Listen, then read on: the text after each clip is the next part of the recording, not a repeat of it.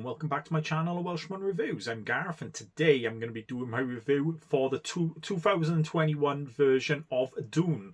So this is Denis Villeneuve's version of Dune. Obviously it is, and I thought I never done a review for this for some reason. I don't know why. I don't think I went to the cinema to see it either, because it came out in 2021.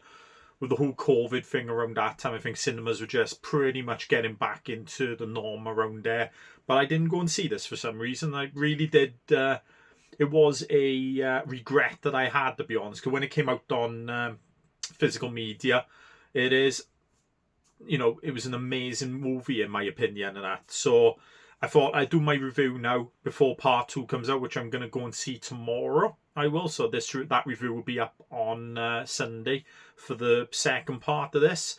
So obviously this was directed by Denis Villeneuve. It did have a flurry of stars in this movie. Timothy Chalamet. I never know how to say his last name, to be honest, but that's how I'm going to say it for the thing. Rebecca Ferguson, who plays his mother. I love her in everything she does lately and all that. She's brilliant. Zendaya's in this. Oscar Isaac, Jason Momoa, Stellan Skarsgård, Josh Brolin, Javier Bardem. Just a countless stars in this movie who all do a brilliant job with the story and for their characters. So pretty much the main story is pretty much all about betrayal and a destiny and a dark future. It is about the House of Atreides, who are given by the Emperor Dune to do their spice for them. It is, the Harkonnens, who is Stellan Skarsgård's the main guy for that. Baron Vladimir Harkonnen.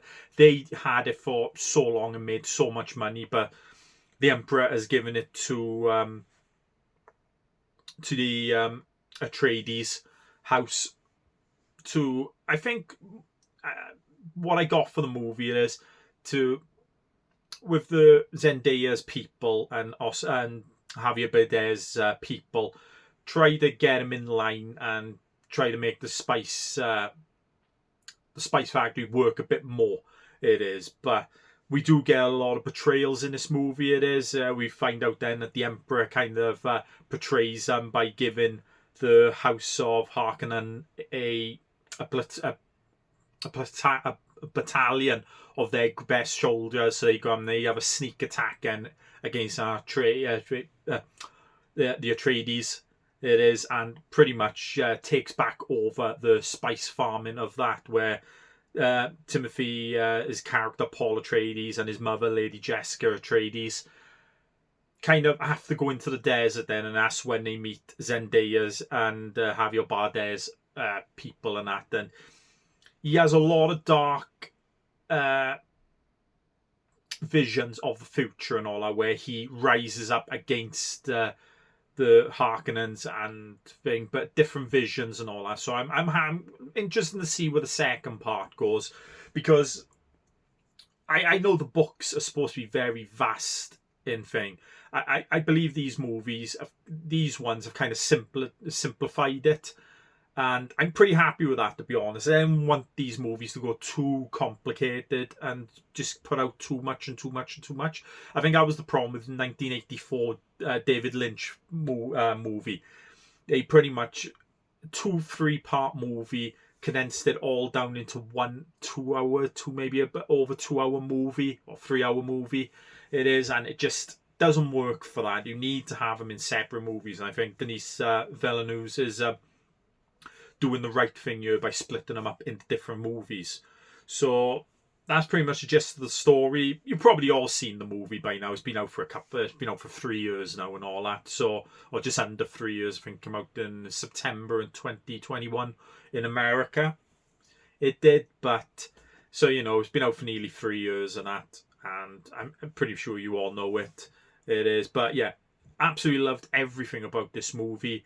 I think, yeah, like I said, the cast did an amazing job. Even Jason Momoa, I know a lot of people think, but I think he did a brilliant job. I think he's got some acting chops on him, to be honest. I'd like to see him do a few more risque movies and all that, just to do his range and all that, because I think he did a really good job here.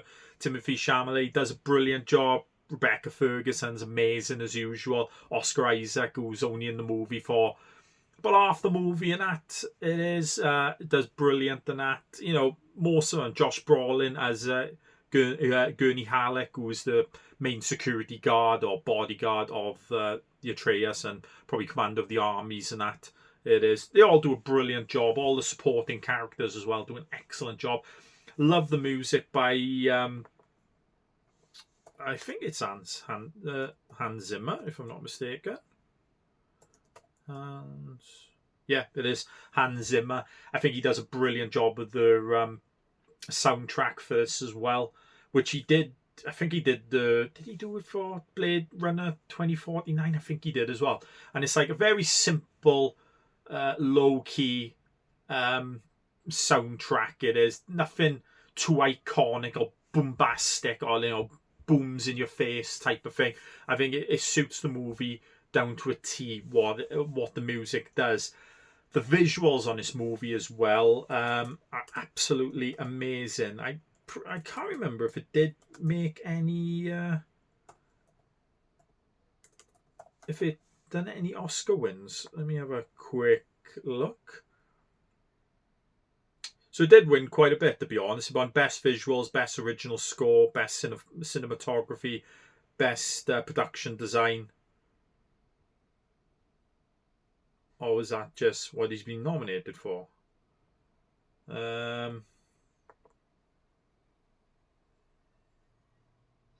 Won 6 gongs. Sorry, not dongs. The different thing that is. Yeah, Hans Zimmer won thing. So it won 6 awards. It did in the Academy Awards, mainly the visuals and stuff like that, the technical aspects of the movie. But I think Denis Villeneuve is destined to get an Oscar soon. He's definitely hasn't won one, if I'm not mistaken. It is. Yeah, he's never won the Best Director gong, but I got a feeling he's going to be definitely getting it sooner or later down the line. It is. He's up there as one of my favourite directors right now, with Christopher Nolan, Robert Eggers, a few of them right now. I will go and watch anything for him. I loved his previous movies. I think Prisoners is probably one of his most underrated ones. I haven't seen any of the earlier ones of his movies, but I'll have to rectify that. But, you know, he did Arrivals, Sicario, Blade Runner 2049, you know, brilliant movies they are. And yeah, very much so. And yeah, like I said, visuals on this is brilliant. Cinematography is brilliant on this. It is. So yeah, for me, it's up there. You could say it's a bit tad long, or the last third of the act is, the third act is a bit slow, and if it ends on a bit of a, well, it ends on a bit of a cliffhanger, but ends kind of on a stale note and all that, where it's a bit flat and that. But the way this movie was going and all that, I think they're saving all their action now for the next movie, part 2, because, you know, watching the new trailer for that when I was in the cinema blew me away and all that. So I'm anxious. It's been a while since I've been this, like, very anxious to see a movie and feel, you know, this pumped up to watch one. So I can't wait to watch that. So this is my review for that. This is definitely a 9 out of 10, 10 out of 10 movie for me. I'll probably give it a 9.5. I will definitely up there as one of my favourites, especially of 2021. And yeah, definitely can't wait to watch part 2. If you like this review, give it a thumbs up. Leave a comment below and tell me what you thought of the movie. Or if you're going to see part 2 in this weekend, or you've already going to see it, tell me what you thought of it. And if you'd like to see more videos, I guess, please subscribe to my channel. I'll see you next time.